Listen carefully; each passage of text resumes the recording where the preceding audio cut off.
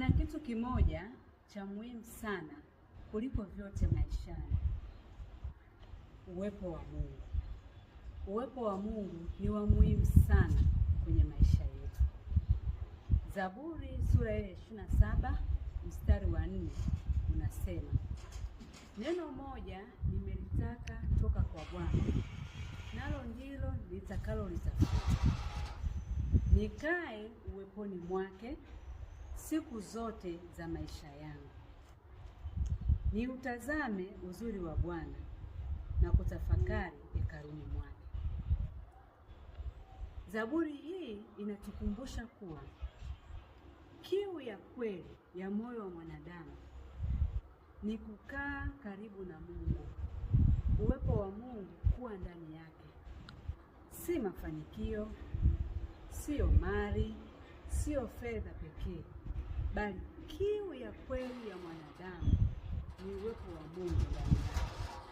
Maana pasipo Mungu hata hizo mali, mafanikio huwezi kupata, kwa sababu ni Mungu pekee atupaye nguvu ya kupata utajiri.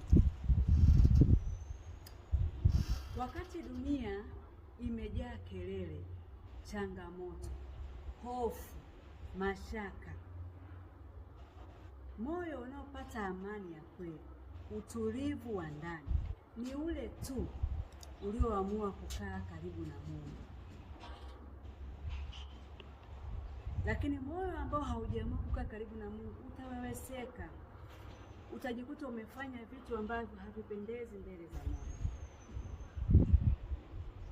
Kwa hiyo hata wainuke maadui, mambo yaende tofauti na vile tulivyotarajia na kupanga, maisha yawe magumu kiasi gani, kama Mungu anakaa ndani yako, utavuka kwa ushindi. Ataachilia amani katika kipindi hicho kigumu.